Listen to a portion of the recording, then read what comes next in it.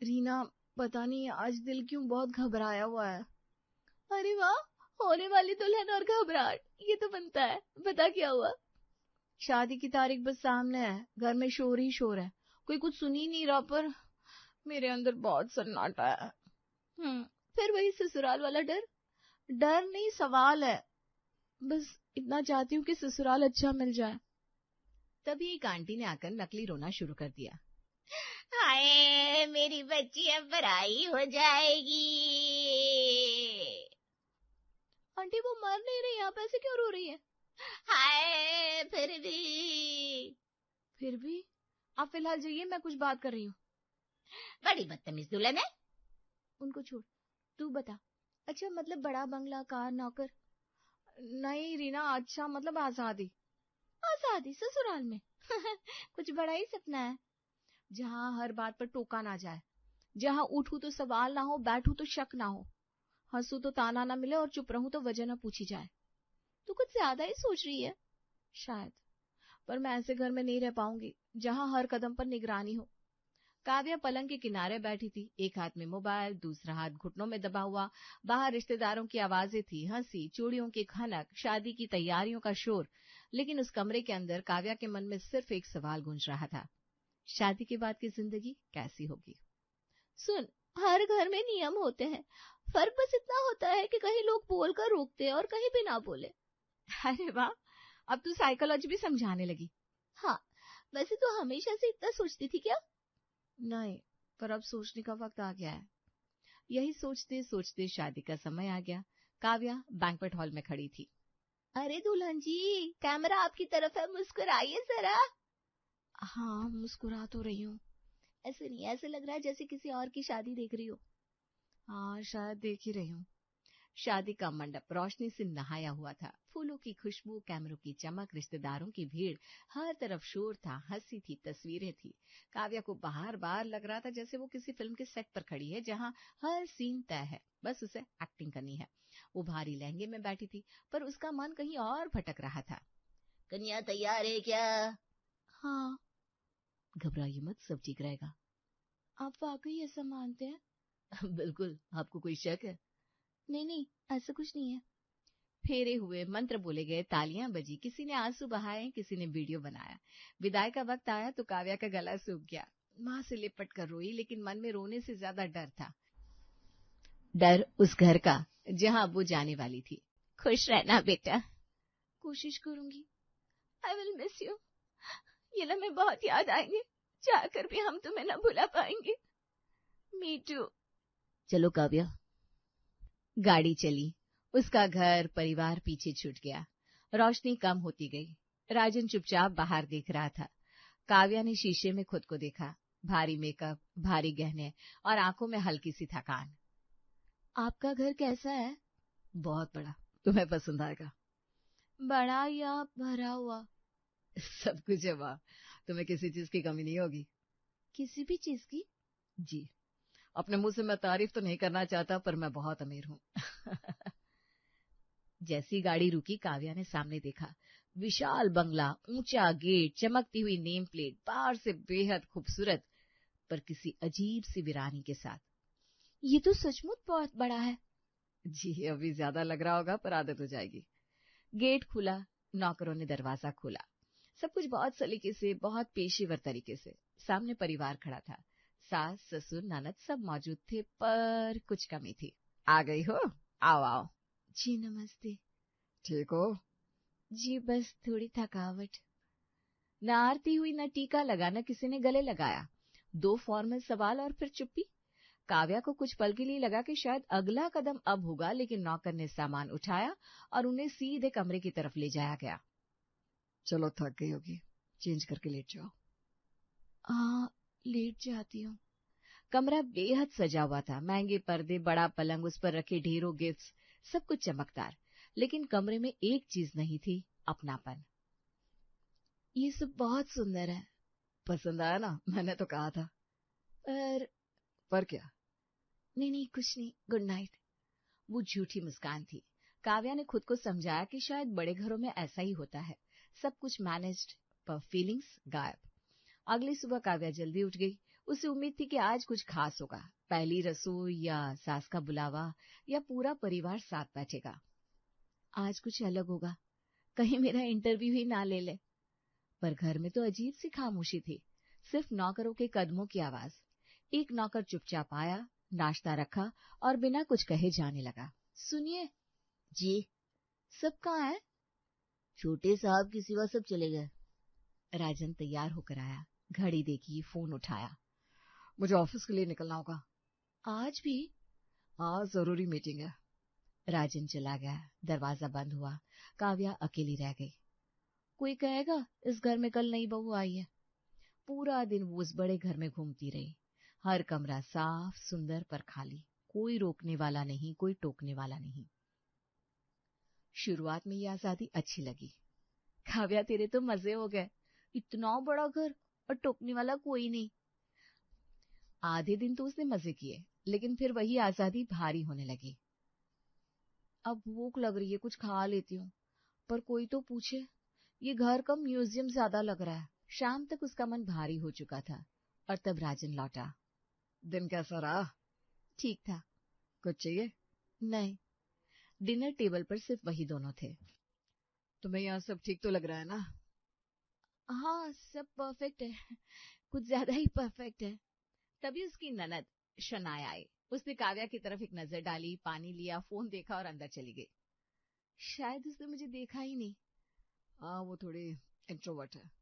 काव्या चुप रही, पर उस पल काव्या को अजीब सा लगा। अगले दिन धोखे से उससे एक एंटीक वाज टूट गया। वो घबरा गई।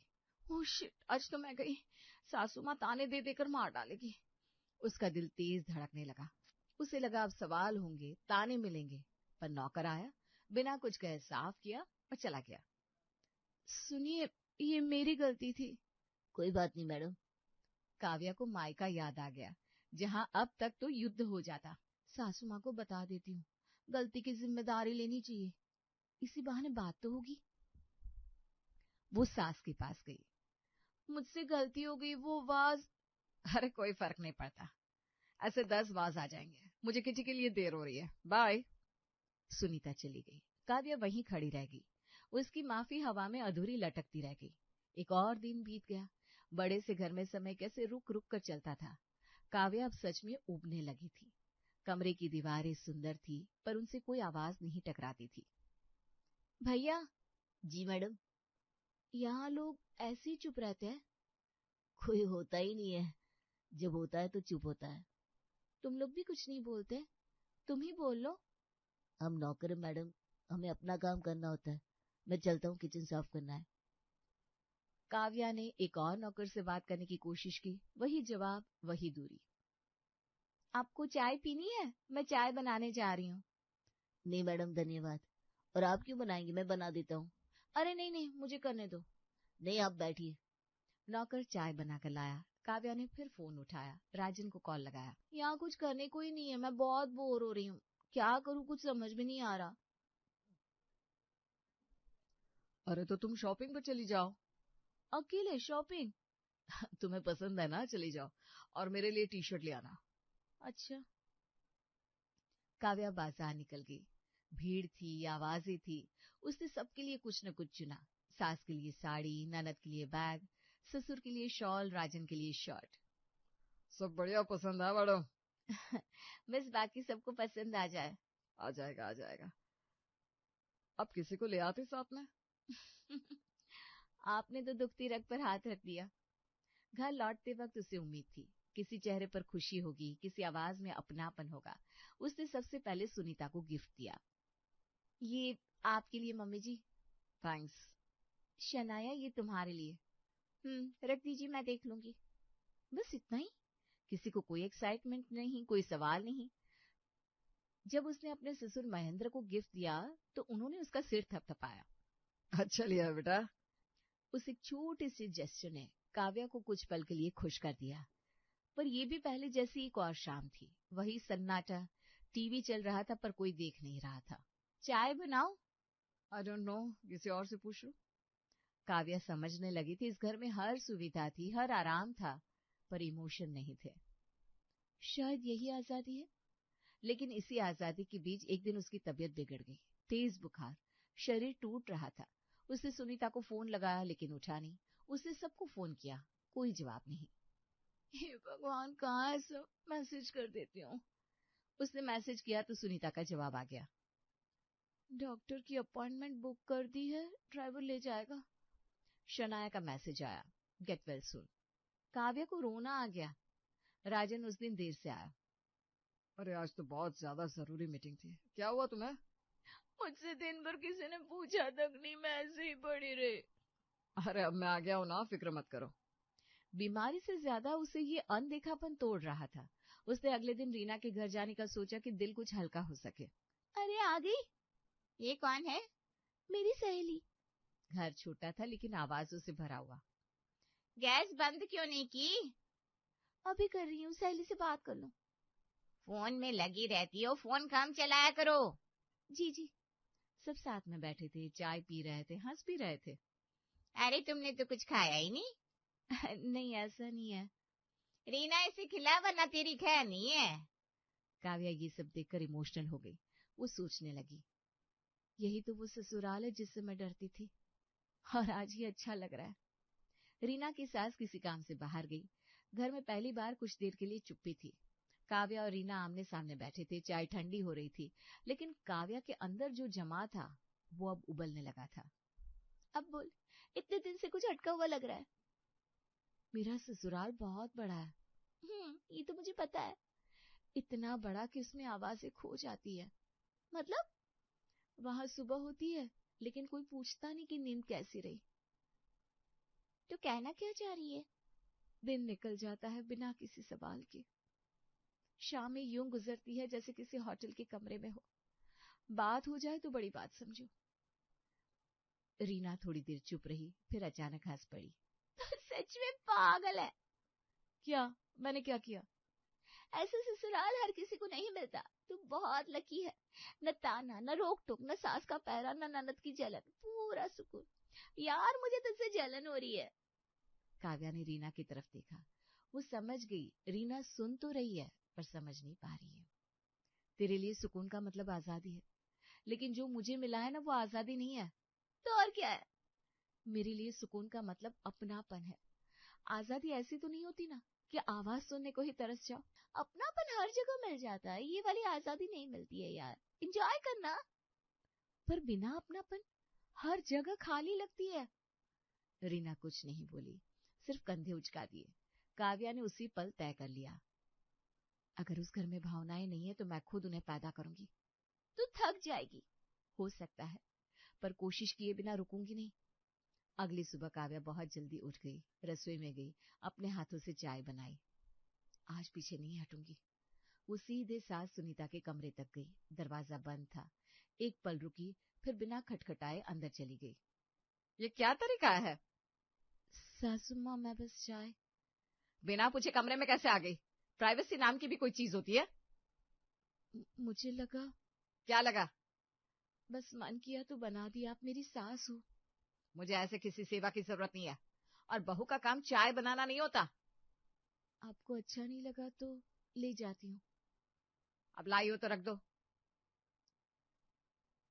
काव्या चाय रखकर बिना कुछ कहे बाहर आ गई। फिर काव्या ने ननद के रूम की तरफ कदम बढ़ाया। वो मॉल से उसके लिए ड्रेस लेकर आई ताकि उससे बॉन्ड बना सके। शनाया, काव्या ने पैकेट आगे बढ़ाया। मैं मॉल गई थी, तुम्हारे लिए ये लाई हूँ। ये ब्रांड मैं नहीं पहनती हूँ। हर एक बार ट्राई तो करो। मुझे अपनी पसंद खुद चुनना पसंद है। अपनी पसंद मुझ पर मत थोपिए प्लीज। ठीक है। अच्छा रख दीजिए, ट्राई कर लूंगी। काव्या ने ड्रेस वहीं रख दिया। अकेले में उसे लगा कि शायद वो सच में ज्यादा कर रही है, लेकिन फिर वही डर, अगर वो पीछे हटी तो ये दूरी कभी कम नहीं होगी। इसके बाद काव्या ने छोटे छोटे तरीके अपनाने शुरू किए। शाम की चाय मैं बना दूं? क्यों? ऐसी। कभी वो ससुर के पास बैठ जाती। आज मौसम अच्छा है ना? हाँ अच्छा तो है। हार बताइए। कभी ननद से सवाल करती, कॉलेज कैसे चल रहा है? ठीक है। अक्सर जवाब छोटे होते। कभी कभी झुंझलाहट भी होती, लेकिन वो लगी रही। बार बार दिमाग खराब क्यों करती हो? बात करने का मन करता है ना, इसलिए। काव्या रुकती नहीं थी। धीरे धीरे उसकी मौजूदगी घर में दिखने लगी। चुपचाप ही सही, कोई खुलकर नहीं मान रहा था, लेकिन अब वो लोगों को इकट्ठा भी कर लेती थी और बात करने पर मजबूर भी कर देती थी। तुम सबको ऐसे क्यों गैदर कर लेती हो? मुझे स्किन केयर करना है। अरे 2 मिनट सुन लिया करो ना। ओके, से व्हाट यू वांट। पर लगातार कोशिश करते करते एक दिन काव्या सच में थक गई। ये थकान शरीर की नहीं थी, ये वो थकान थी जो इंसान को अंदर से खाली कर देती है। उसे लगा कि वो रिश्ते बनाने के चक्कर में खुद को गिराती जा रही है, हर दिन थोड़ा और झुकते हुए, हर दिन थोड़ा और खुद को खोते हुए। मैं कब से कोशिश कर रही हूँ, क्या कभी किसी ने मेरे लिए कोशिश की? नहीं, इन लोगों को कोई फर्क ही नहीं पड़ता। वो अपने कमरे में बैठी थी, खिड़की के बाहर वही बड़ा लॉन, वही रोशनी, लेकिन आज वो सब उसे बोझ लग रहा था। तुम ठीक तो हो? नहीं, मैंने इतनी कोशिश की, लेकिन आपके परिवार वाले, वो क्या कहते हैं इंग्लिश में, अनबॉदर्ड है। अरे तुम खुद को इतना परेशान क्यों कर रही हो? मेरा परिवार शुरू से ऐसा ही है, शायद ये लोग कभी नहीं बदलेंगे। मैं तुम्हारे लिए बदल रहा हूं, उतना काफी है। काव्या ने उसकी तरफ देखा। पहली बार उसकी आंखों में शिकायत नहीं, थकान थी। मैं बदलाव नहीं मांग रही थी, मैं बस एक घर चाहती थी जिसमें प्यार हो, नोक झोंक हो, ऐसा लगे कि यहाँ इंसान है, सिर्फ एक छत नहीं। राजन के पास कोई जवाब नहीं था, वो चुप रहा।